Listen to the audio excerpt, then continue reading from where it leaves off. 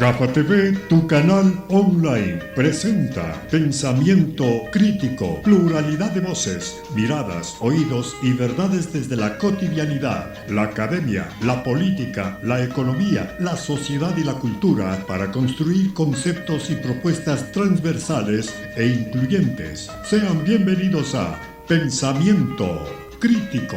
Gracias al gentil auspicio de Crisma Peluquería. Agende su cita al 098-3290-397.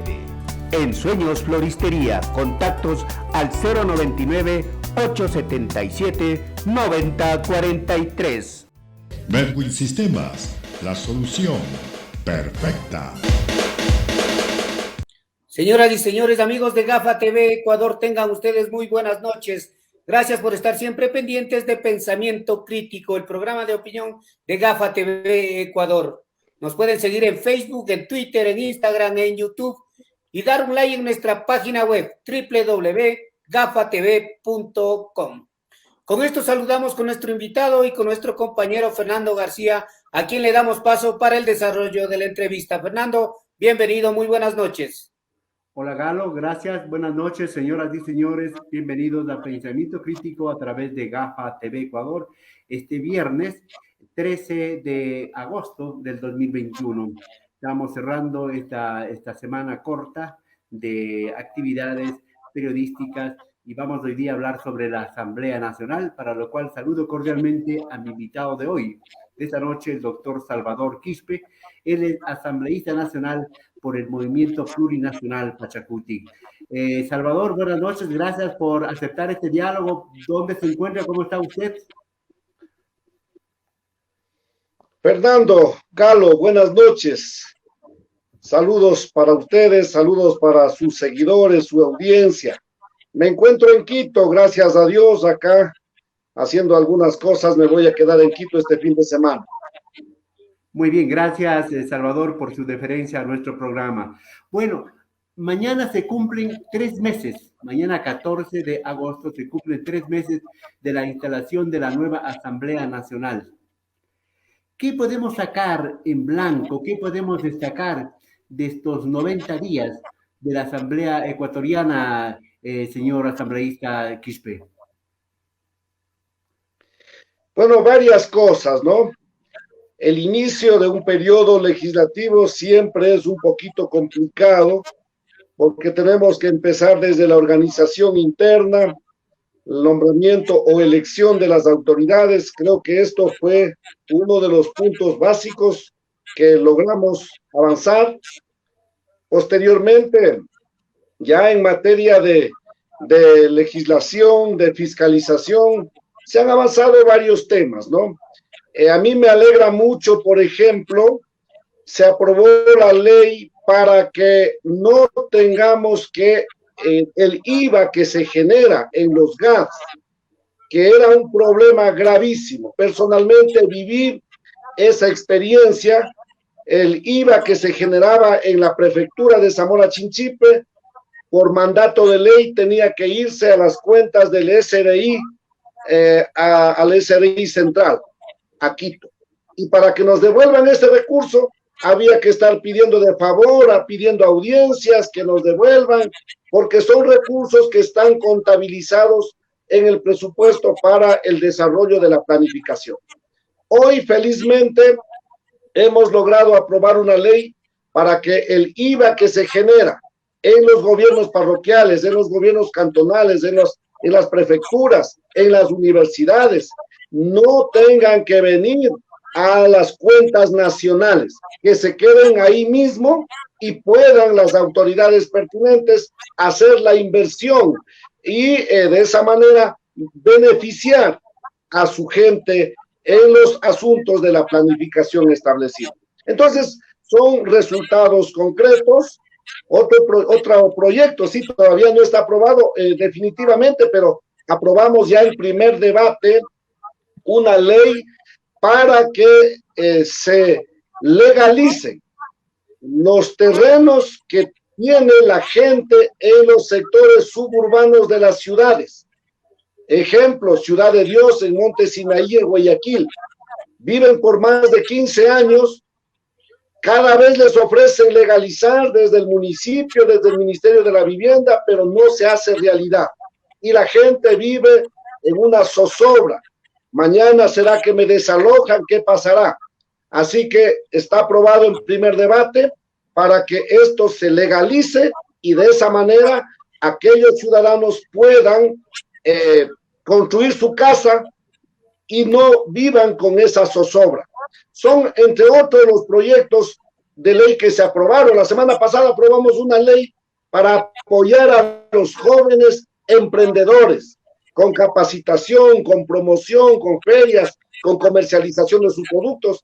Así que son, entre otros, los resultados, mi estimado Fernando, que tenemos en materia legislativa que ya están siendo aprobados y otros que ojalá podamos conversar que tenemos en marcha como iniciativas también que ya están empezando a caminar para el tratamiento pertinente y la aprobación posterior. Correcto, pero siendo autocrítico, Salvador, ¿cuál es el saldo negativo? Los ecuatorianos. Los ecuatorianos vivimos en esa disputa. Los unos quieren que se pongan los subsidios, los otros no quieren que se pongan los subsidios. Los unos queremos que se bajen las tasas de interés, los otros no quieren que se bajen las tasas de interés. Los unos queremos que la educación sea pública y gratuita, los otros dicen que eso no debe ser responsabilidad del Estado. Esas son las disputas que vivimos todo el tiempo los ecuatorianos. Y esos intereses se trasladan a la Asamblea Nacional. Y ahí nos toca discutir. Y las discusiones se vienen por esos temas. La Asamblea Nacional siempre será un espacio de crítica, porque lamentablemente no es la alcaldía. Una alcaldía, en cambio, no se dedica a estar en las disputas, se dedica a hacer y arreglar las calles. Son dos cosas muy distintas. Acá no se puede ofrecer cosas concretas. Acá se trata de llegar a los consensos. Y eso generalmente no es valorado como corresponde y entonces es criticado. La Asamblea Nacional de hoy no es la excepción. Aparte que también hay errores y entonces todo eso suma, pero esa es la Asamblea Nacional.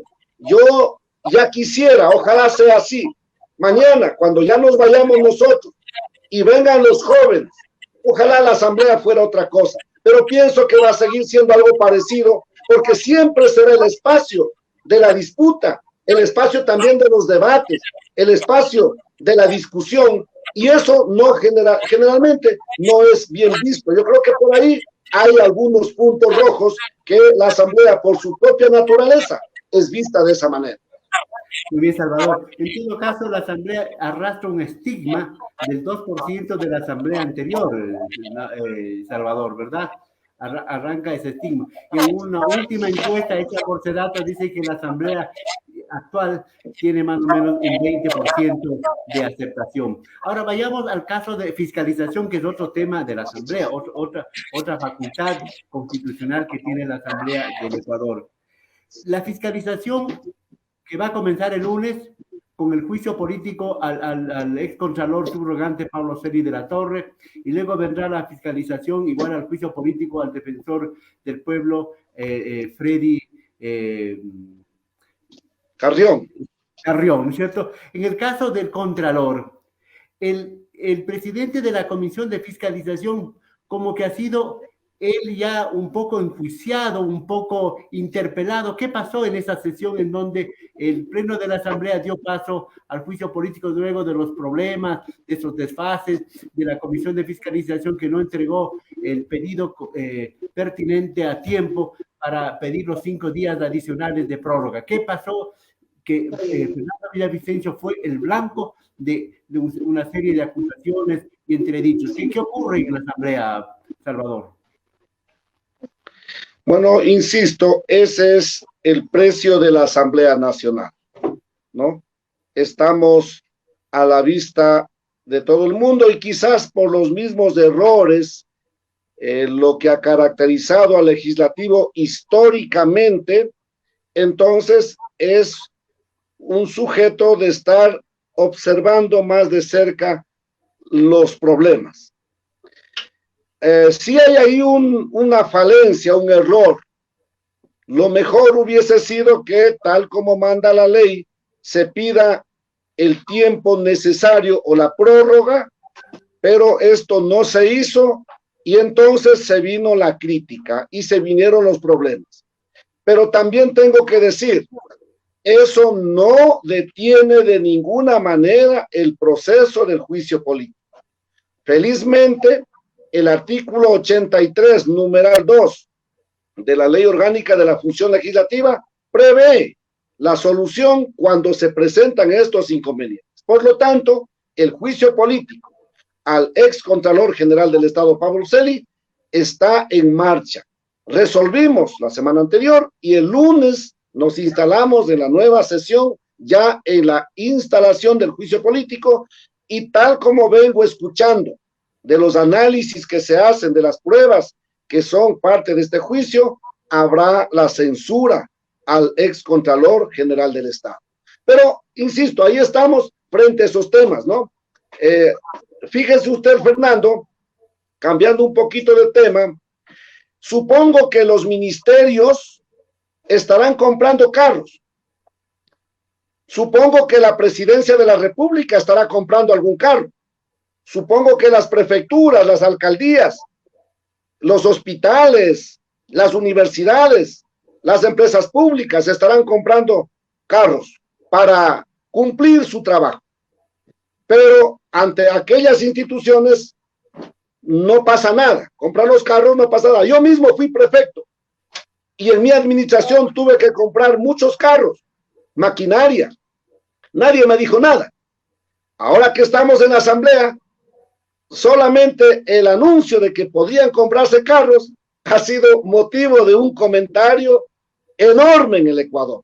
Salvador. Entonces, por eso digo, esa es la naturaleza de la institución, de la Asamblea Nacional, que tenemos que comprender todos. Yo personalmente entiendo esto y por eso dejo de preocuparme por esa situación.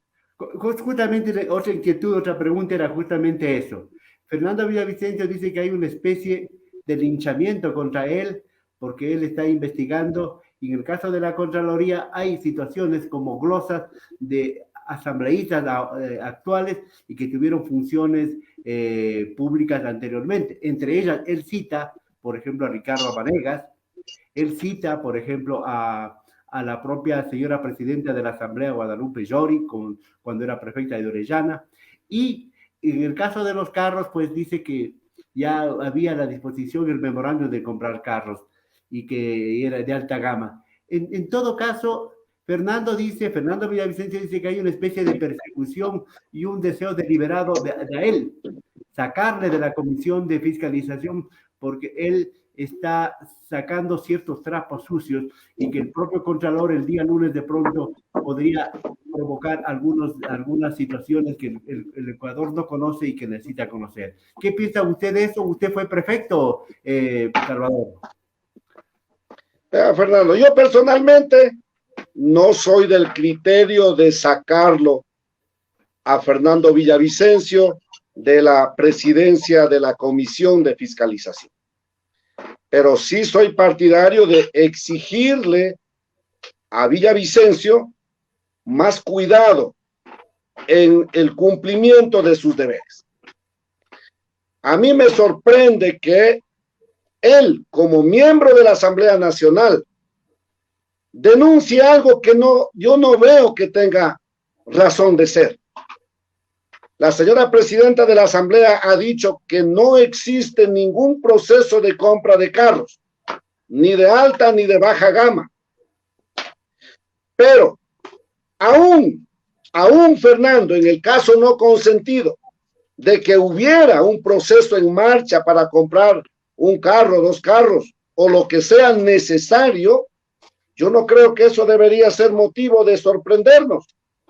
Por eso repito, ¿de cuándo acá tiene que sorprendernos que el Ministerio de Educación compre mañana 2, 3 carros? Pero si eso es necesario en el marco de la planificación, tienen que comprar. Muy distinto sería, han comprado carros en la Asamblea Nacional y aquí están los sobreprecios. Esa es otra cosa, muy distinto. Y en ese caso, por supuesto que personalmente, iría a poner en manos de la Fiscalía para que se investigue y se castigue a los responsables de ese tipo de sobreprecios. Pero si me están diciendo que van a comprar un carro para un gobierno parroquial, para una alcaldía, una prefectura, una asamblea nacional, una presidencia, ¿cuál es el problema? A mí me parece que ahí estamos actuando de una manera bastante ligera, no sé con qué propósito. Ahora, en relación a las glosas, Fernando, yo tuve la suerte de ser 2 veces prefecto de mi provincia. Y en el accionar de una prefectura siempre se cometen errores involuntarios. Los que mañana son auditados y a veces asoma una glosa por un error administrativo, por cosas de esa naturaleza. Yo tengo que ser sincero. Yo he perdido la cuenta de las glosas que a mí me han puesto en primera instancia. Y me pusieron glosas porque, fíjese usted, ahora últimamente, hace una semana, fui notificado con una glosa de $11,000. Claro, si no se aclara de qué se trata, la gente podría pensar, el Salvador Quispe se robó la plata y por eso le están poniendo una glosa. ¿De qué es esta glosa de los $11,000?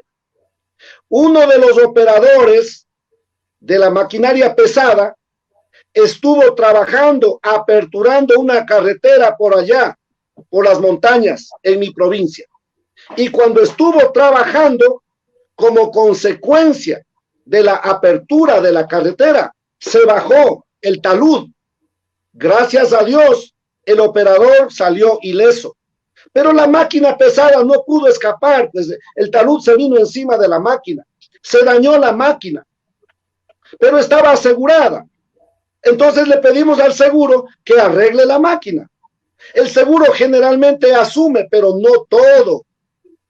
Y la misma ley también facilita para que la aseguradora no asuma todo y la institución asume una parte. A uno le toca tomar decisiones. ¿Qué tengo que hacer? ¿Dejar la máquina arrinconada o mandar a arreglar con un recurso del seguro, asegurar a la máquina? Y el deducible, por eso existe esa palabrita en la ley, el deducible asume la institución. Eso no es de un invento mío, eso ha estado ahí desde siempre. El deducible paga la institución. Pero por haber pagado el deducible, ahora glosado. La gente pensará que Salvador Quispe se llevó la plata. ¿Qué tengo que ver yo con un accidente que pasa por allá? Estas glosas, normalmente yo tengo que justificar. Ya en primera instancia, asoma la glosa. Villavicencio coge esa primera instancia, tremenda novedad.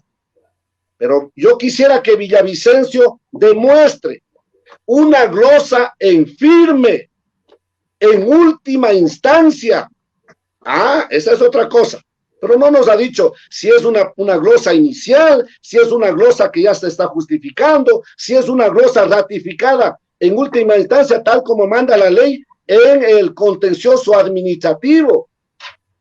Pero ya se dice, aquí hay un montón de asambleístas glosados. El Ecuador, ¿qué escucha? Glosados, pecadores, corruptos. Cuando estoy seguro, esas glosas generalmente se desvanecen porque se demuestra con la ley en la mano y con los hechos que no hay responsabilidad. Sí, Salvador, porque hay que entender que el hecho que haya una glosa no significa que haya responsabilidad. O sea, el momento que haya la instancia en donde se determine la responsabilidad civil, administrativa o penal, que la última instancia, ahí se le puede acusar a una persona, ¿verdad? A un funcionario. Correcto. Sí, bueno, vamos dejando y que todo esto se esclarezca, porque el país lo que necesita es transparencia, el país necesita verdad, no escándalo, ¿verdad? Que sea transparente y que la gente actúe de acuerdo a su propia conciencia. Vamos avanzando, Salvador. Esta noche estamos hablando con el doctor Salvador Quispe, asambleísta nacional por el Movimiento Plurinacional Pachacuti. Usted el día de ayer presentó ante la presidenta de la Asamblea, doña Guadalupe Llori, un proyecto de ley para reformar la Ley Orgánica de Educación Superior. Un proyecto de ley que aborda un tema muy importante que el país está esperando. El presidente de la República tomó como oferta de campaña, por ejemplo, ¿sí?, el asunto de la educación superior. Cuéntenos de ese proyecto, hasta dónde apunta, cómo está estructurado, así muy abreviadamente, y cuáles son los objetivos. Ahora mismo que cientos de miles de muchachos, de bachilleres, no tienen acceso libre, no tienen la oportunidad de estudiar lo que ellos piensan, lo que ellos sueñan. Fernando, aquí tengo el proyecto de ley. Lo hemos trabajado en Minga, como yo llamo. No es una autoría solo mía. Esto lo hemos trabajado junto con muchos académicos, con gremios de los docentes universitarios, con los jóvenes de la FESE, con los jóvenes universitarios de la FEUE. Gracias a ellos y también obviamente nuestros aportes, hemos avanzado. ¿Qué tiene la ley? Algunas cosas que han sido bastante sonadas. Libre ingreso a la universidad. Sí, el artículo 80 de este proyecto va diciendo que en vez del examen de ingreso, sí, cada institución de educación superior organizará cursos de nivelación para todos los inscritos, previo a un examen de diagnóstico. Se terminarán los exámenes de ingreso, pero a su vez se viene un semestre de nivelación para todos.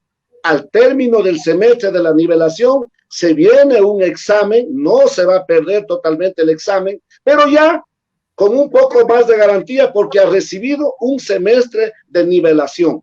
Es, por ejemplo, un tema que nosotros ofrecimos a viva voz, terminar con esa pesadilla de ese examen de ingreso, para darle la facilidad a los jóvenes a acceder a ese derecho que tienen la universidad. Pero hay otros componentes adicionales que tienen que ver. No puede seguir la universidad lejos de la sociedad. Adentro del campus todo brillante. Se hacen investigaciones bien empastaditas, bien bonitas, pero se quedan en la biblioteca de la universidad. No puede ser eso suficiente. Necesitamos que la universidad se involucre con la sociedad y nos ayude a salir adelante. La investigación no se puede quedar solamente en el papel. La investigación tiene que transformarse en productos útiles. Ejemplo, he estado poniendo este ejemplo por las últimas novedades de los arroceros.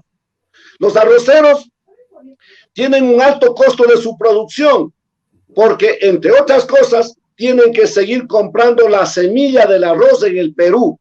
¿Por qué tenemos que comprar la semilla del arroz en el Perú? ¿Y qué está haciendo la investigación de la Universidad Ecuatoriana en convenio con INIAP? Aquí mismo tiene que esa investigación avanzar hasta conseguir el producto para que sirva a la gente. Entonces, este proyecto va diciendo que un porcentaje de los recursos que reciba la universidad dependerá de su involucramiento y de su ayuda para el desarrollo productivo de la sociedad que está a su alrededor. Son formas de incentivos que estamos poniendo para esos propósitos. Lo mismo estoy poniendo quizá por mi condición de Saraguro. A mí me gustaría mucho que no se pierdan nuestras culturas, nuestras lenguas, nuestras sabidurías ancestrales. Hoy por hoy ninguna universidad se entiende de esos temas. Estamos poniendo aquí en la ley un incentivo para la universidad económicamente. Un porcentaje dependerá de cuánto la universidad está ayudando a recuperar esos conocimientos ancestrales en materia de medicina, en materia de alimentación, de semillas. Las enormes variedades de semillas se están perdiendo. Entonces, vamos colocando los incentivos para que las universidades nos ayuden para esos propósitos. Así que por ahí estamos encaminando este proyecto, Fernando. Correcto. O sea, vinculación de la universidad con la sociedad entendiendo las realidades de cada uno de los sectores productivos, sectores culturales, sectores sociales de nuestro país. Pero lo que se requiere también es aumento de cupos, pues. Lo que no hay en las universidades, hay cupos. La Universidad Central hipotéticamente abre cupos para 10,000, pero hay 50,000 estudiantes que quieren ingresar. ¿Cómo aumentar el número de cupos para que pueda cubrir la necesidad de la demanda de los bachilleres ecuatorianos? Dos cosas. Por un lado, tiene que garantizarse los recursos, abrir más extensiones, si es necesario, nuevas universidades, pero también los institutos técnicos y tecnológicos, que gracias a Dios ya hoy son calificadas como instituciones educativas de tercer nivel. Por un lado. Por otro lado, también esta pandemia creo que nos deja una buena experiencia, que no es nada nuevo, pero que no lo utilizábamos. Ya se utilizaba en la UTPL, la Universidad Técnica Particular de Loja, el sistema semipresencial, virtual. Hoy la pandemia nos deja mayor experiencia. Estas formas virtuales, fíjese usted que antes generalmente las entrevistas eran presenciales en el medio de comunicación. Ahora actuamos de esta manera virtualmente. La universidad tiene que hacer uso de esta tecnología y de esta experiencia, pero siempre serán necesarios los recursos. Por supuesto, no podemos solamente quedarnos con garantizar el libre ingreso a la universidad, y si no hay los cupos, ¿dónde van a ir los jóvenes? Hoy solamente tenemos para menos del 50% de los bachilleres tienen un cupo. De los 200,000 nuevos bachilleres anuales, solo 90,000 tienen un cupo. La diferencia no tiene un cupo. Por lo tanto, sí, la ley está orientando para garantizar esos cupos para todos los jóvenes. Hay un sinnúmero de elementos que podemos hablar de la ley de educación superior. ¿Cómo se va a hacer? Porque el gobierno, el señor Lazo dijo que él personalmente uno de estos días va a ir a la Asamblea a entregar su proyecto de ley. ¿Cómo se va a coordinar para ese debate, para que haya una ley verdadera y no uno por un lado y otro por otro lado? Por supuesto que hay diferentes visiones, diferentes intereses, diferentes propósitos. Bienvenida a la propuesta del señor presidente de la República, como será también bienvenida cualquier otra propuesta de algún otro sector del Ecuador. De hecho, conozco que hay alrededor de 10 proyectos de ley de reforma a la LOES. Esto no tiene que ser un problema. En democracia, Fernando, todos tenemos el derecho a proponer, más aún el gobierno nacional. A la Asamblea Nacional le corresponde recibir esas propuestas, trasladar a la comisión pertinente, que es la Comisión de Educación, y la comisión tiene que unificar, porque no vamos a tener 2, 3 leyes de educación superior, tiene que ser una sola.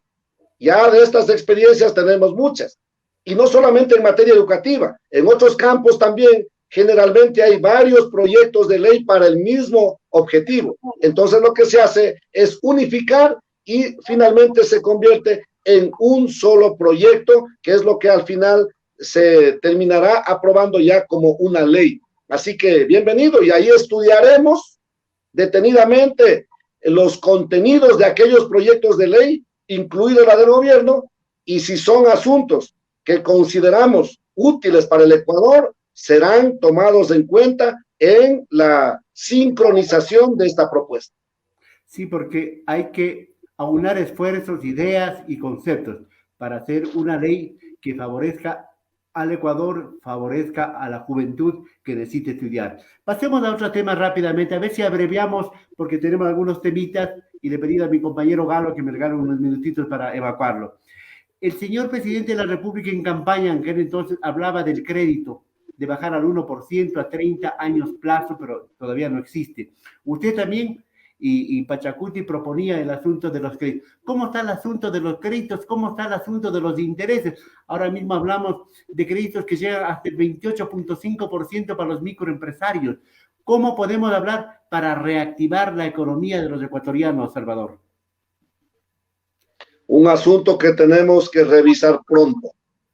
Tenemos asimismo listo un proyecto de ley para ese propósito, que otra vez no lo he trabajado yo solo, no puedo yo llevarme el crédito de ser el autor, lo hemos hecho junto con muchos sectores, microempresarios, con los dueños de las tiendas, con la gente que necesita un crédito. Y bueno, ya hubiese querido poner al 1%, tal como ofrece el señor presidente de la República, pero no es posible. A esa tasa de interés no puede sostenerse una institución financiera, ni pública ni privada. Por eso estamos proponiendo que en el caso de las instituciones financieras públicas, la tasa de interés sea del 5%, solo la línea de crédito productivo, ¿sí? No estamos topando los otros segmentos, solo estamos topando la línea de crédito productivo. Entonces, al 5% desde las financieras públicas, y en el caso de las financieras privadas, la propuesta es que sea 3 veces el PIB, la variación del PIB anual. ¿Qué significa eso? Que estará oscilando en función del crecimiento del PIB. Este año está considerado el PIB un crecimiento del 2.8%. Entonces, si esto se aprueba en ese sentido, la tasa de interés a la línea productiva será en alrededor del 8.4% desde el sector financiero privado. Esta es la propuesta que tenemos.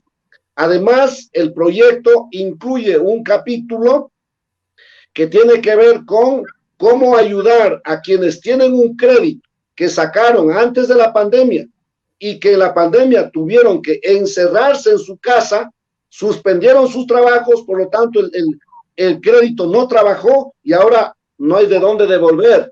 Entonces estamos considerando la posibilidad de que la ley se apruebe para que se condonen los intereses, ¿sí? Los intereses, y se reprograme el crédito al nivel de la nueva tasa de interés en adelante. Estos son, entre otros, los criterios con que hemos elaborado este proyecto de ley. Gracias, Salvador. Hacemos unos breves tips nomás, por favor. El presidente de la República el día pasado dijo que se visten de pobres, que son perversos, que son desestabilizadores, que son capitalistas, que son mercantilistas. No dijo banqueros porque ahí hubieran sido colegas, ¿cierto? Usted se viste de pobre. ¿Qué pasa con la ley humanitaria? ¿Qué pasa con las cosas en la Asamblea Nacional? El presidente habla de que va a haber 2 códigos del trabajo. ¿Cómo está todo eso? Así brevemente, Salvador. En el Ecuador hay esa grande brecha social.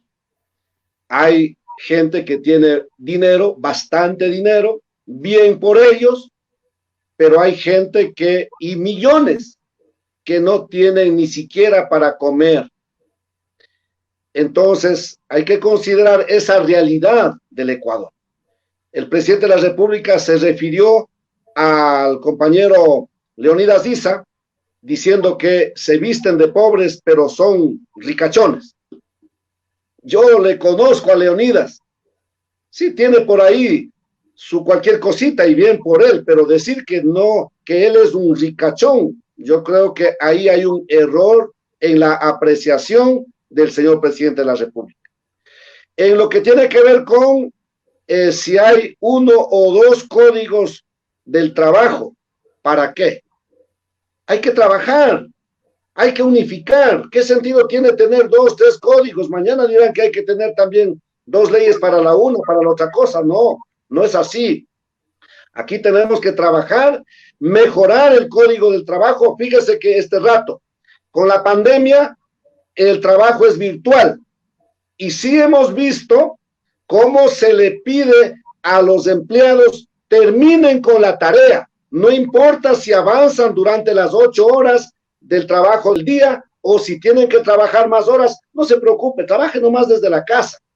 Y están trabajando en la casa más de 8 horas, incluso a veces los fines de semana, pero no se le está reconociendo esas horas extras del trabajo. Esas cosas tienen que ponerse en el código del trabajo. Si se hace trabajar más de las 8 horas, está bien, pero hay que reconocer de una manera justa por ese trabajo que está haciendo la gente.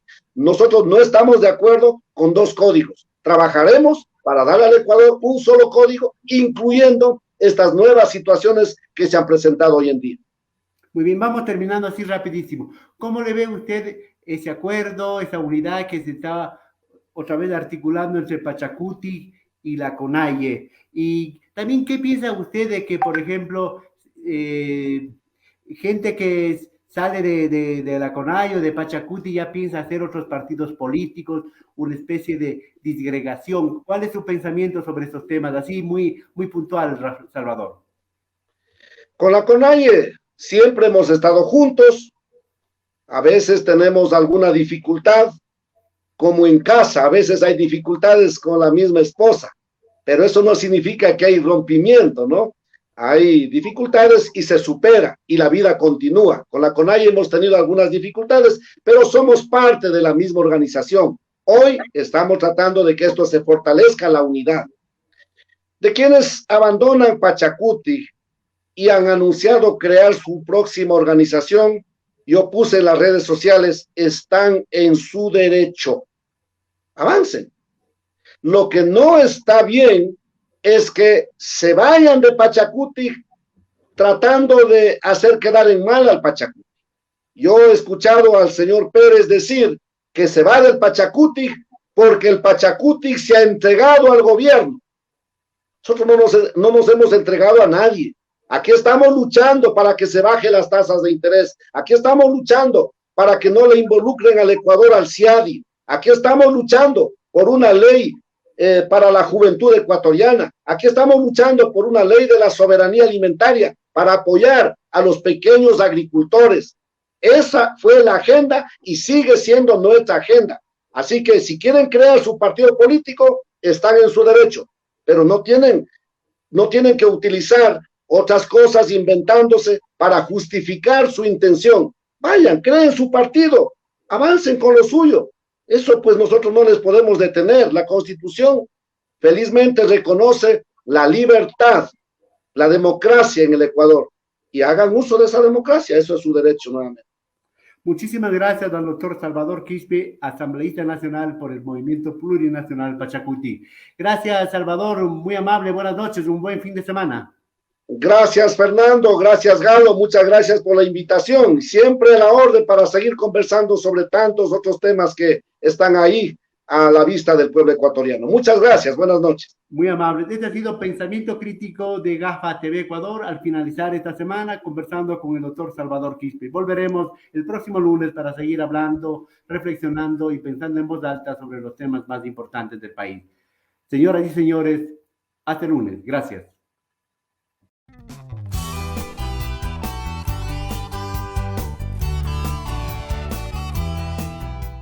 Somos GAFA TV Online, desde Quito, Ecuador, para todo el mundo.